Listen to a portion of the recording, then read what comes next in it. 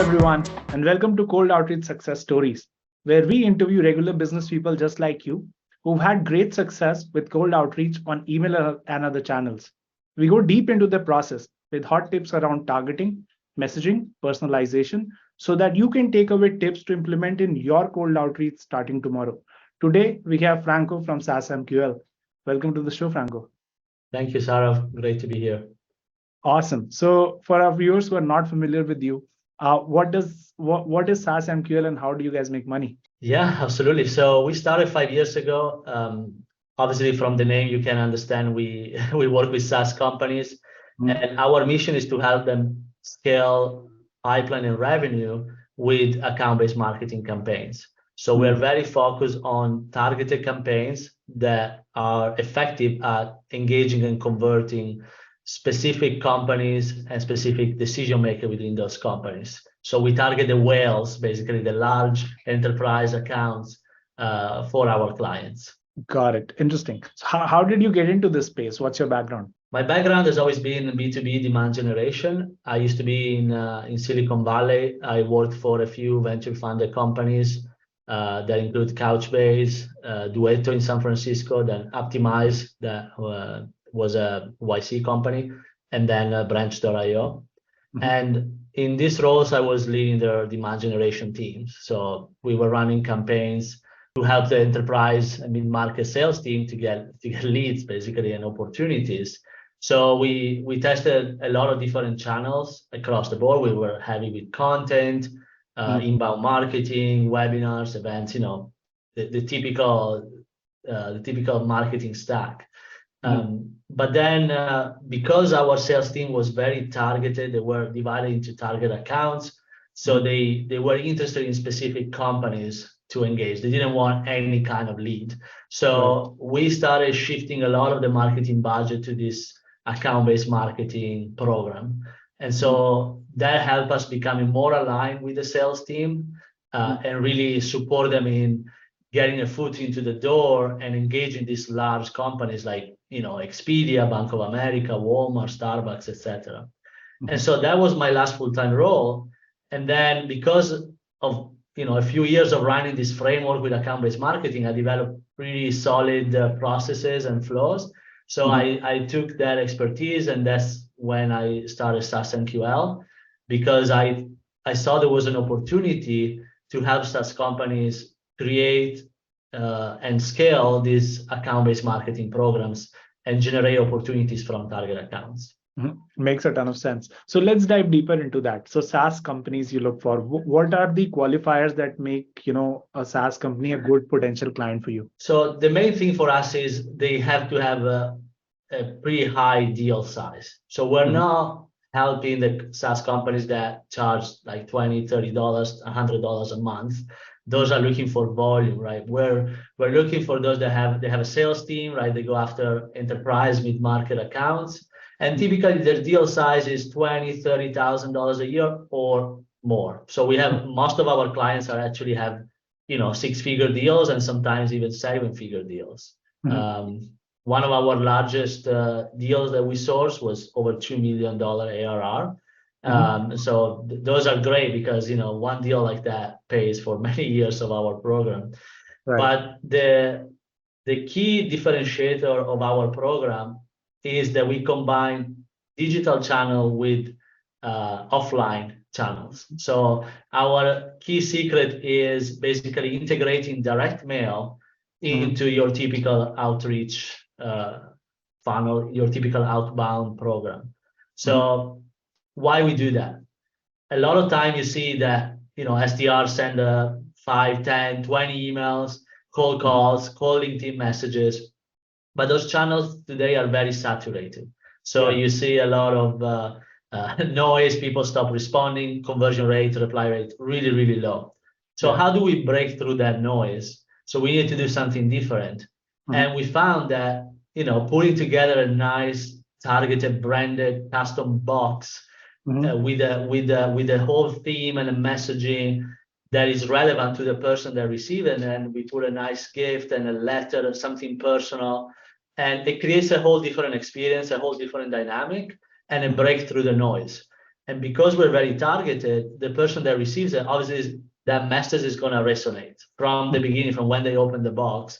They know that it's for them and they might help their job. And so from there, we have a QR code and a link takes back to a landing page, and is all integrated with the email outreach and the retargeting as well.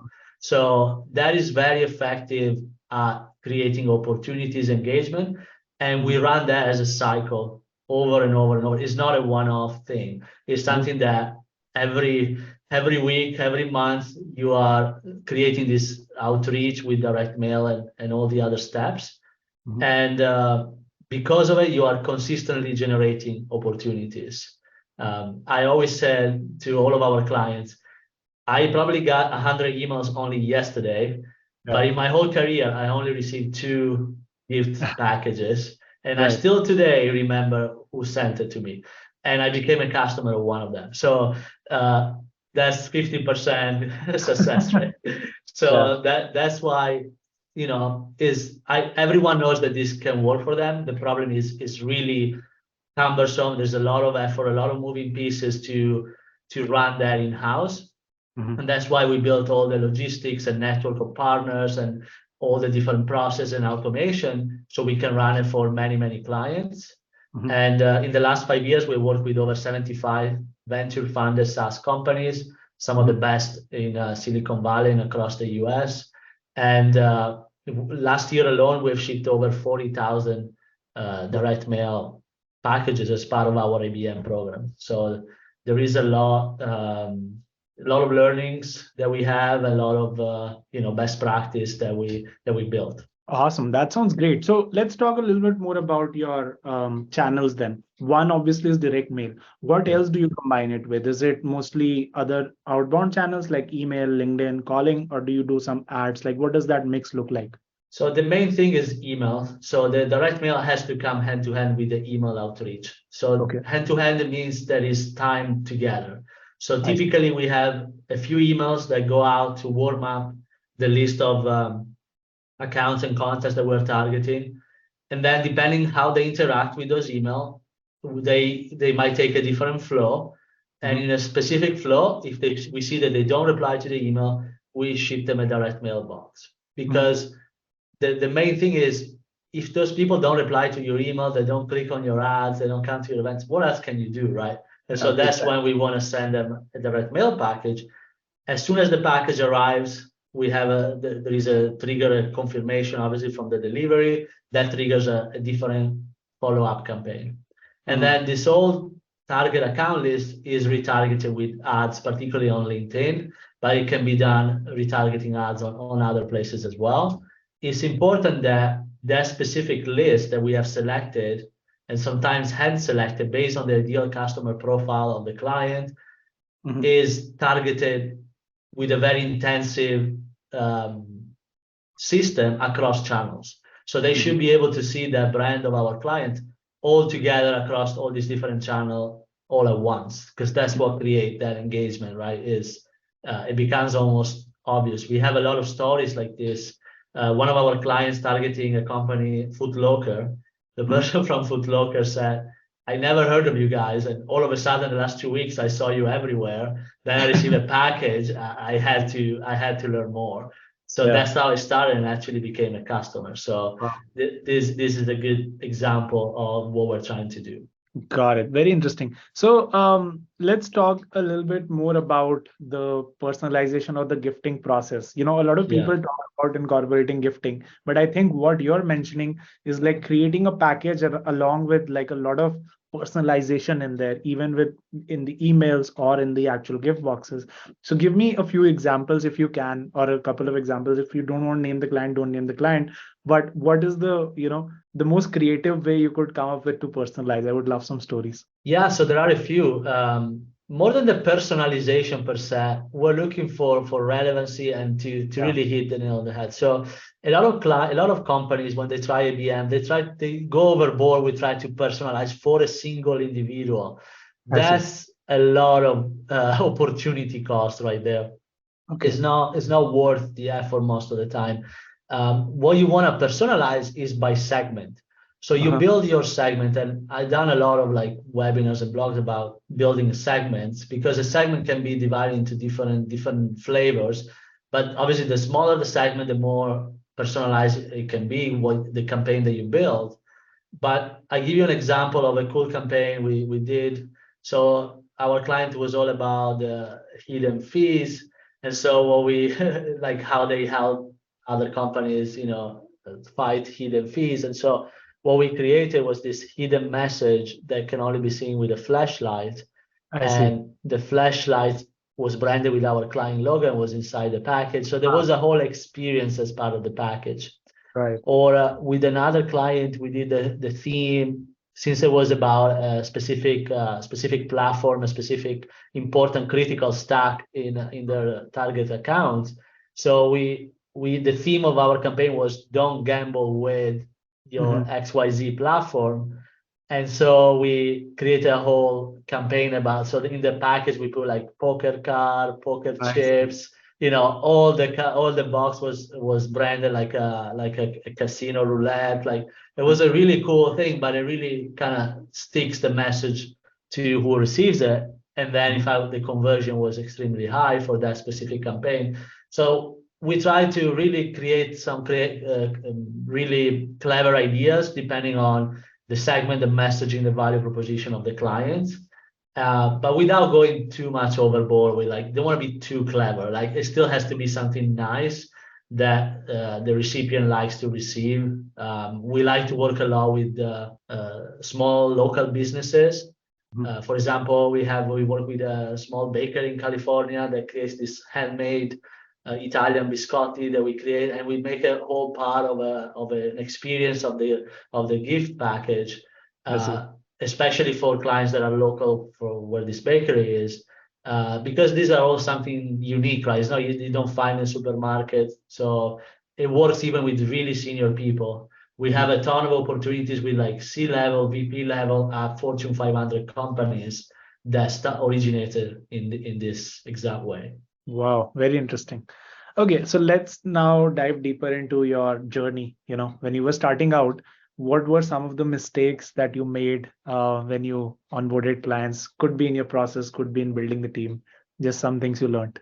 Yeah, that's a good question. The main thing I always seen is, so half of this program is who you target, is the list.